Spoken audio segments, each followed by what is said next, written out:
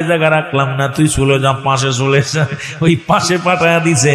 360 জন আউলিয়া যারা আছে তাদের খেলা বড়, বোঝা বড়, জ্বালারে মুসলমান। এই কবুতর ছিল মুসলমান প্রথম যুগে। রাসূল পাক সাল্লাল্লাহু আলাইহি সাল্লাম যখন হিজরত করে মক্কা থেকে মদিনায় যায়, গভীর মনোযোগ শরীয়তের মৌলবীরা এবার শোনেন। যখন মক্কা থেকে মদিনায় যখন গেল, যা পরে যখন রাসূলের পিছে পিছে শত্রুরা হানা দিলেন, দয়াল নবী রাসূল পাক সাল্লাল্লাহু আলাইহি সাল্লাম একটা গুহার মধ্যে আশ্রয় নিলেন। এমন সময় রব্বে কারিমের নির্দেশে কবুতর যাইয়া বাসা বানাইয়া ডিম পারিয়া তা দিতে লাগলেন। আর মাকড়সা জাল বানাইয়া, এই জাল বানাইয়া মুসলমান পুরো গুহার মুখটা বন্দি করে রাখলেন। এখন রাসূল পাক সাল্লাল্লাহু আলাইহি সাল্লাম যখন মক্কা থেকে মদিনায় হিজরত করে চলে গেলেন, মাকড়সা বলে, আমার আল্লাহ, তোমার হাবিবের সাহায্য করলাম, আজকে বড় বিপদ থেকে বাঁচালাম। কে বাঁচাইছে?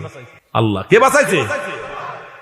কিন্তু মাকড়সার ভিতরে অহংকার আছে। মাকড়সা কানলেন, তোমার হাবিবের আমি রক্ষা করলাম।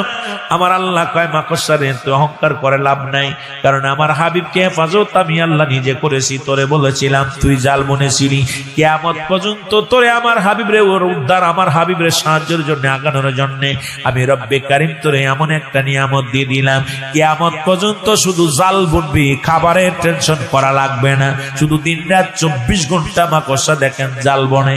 দিন পরে শুধু মুসলমান রাত পরে জাল বনে, আর দিন পরে যত পোকা মাকড় গুলো এর মধ্যে যে বেঁধে যায়, মাকড়সা খানার জন্য দৌড়াদৌড়ি করা লাগে না। এই বাসার মধ্যে রিজিক আল্লাহ পাঠায়া দেয়। জোরে জোরে বলেন মারহাবা। খালি জাল বনে, খাবার খোঁজা লাগে না, খাবার ওর খাবার নিজে আল্লাহ পাঠায় দেয়। কবুতর বলে, আল্লাহ তোমার হাবিবের সাহায্য করলাম ডিম পাড়িয়ে। আমার আল্লাহ কয়, ও কবুতর, এত অহংকার করার কিছু নাই, আমার হাবিবরে আমি সাহায্য করেছি, তুমি সাহায্য করেছো, শোনো তোমাকে আমি বকশিশ স্বরূপ দিয়ে দিলাম।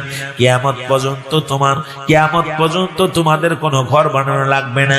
কিয়ামত পর্যন্ত তোমাদের ঘর মানুষে বানাইবে, তোমরা শুধু আরামে বাস করবা। দেখবেন কবুতরের ঘর কবুতর নিজে বানায় না, কবুতরের ঘর বানায় মানুষে। কেউ দেয় মুসলমান, যদি কিছু না পারে একটা ঝুড়ি পেতে থই মুসলমান দরজায়। কেউ বানায় কাঠ দিয়া, কেউ বানায় লোহা দিয়া, কেউ বানায় তক্তা দিয়া, কেউ বানায় বাঁশ দিয়া। কবুতরের ঘর মানুষে বানায়, কবুতর বানায় না। কারণ এই কবুতরের ঘরটা বানানোর জন্য রব্বে কারিম ডাক দে কয়, কবুতর রে, আজকে যেমন ঘর বানায় কষ্ট করলে আমার হাবিবকে সাহায্য করার জন্য, কিয়ামত পর্যন্ত তোদের আর ঘর বানানোর টেনশন থাকবে না, তোদের ঘর মানুষে বানায়া দিবে। জোরে জোরে বলেন মার।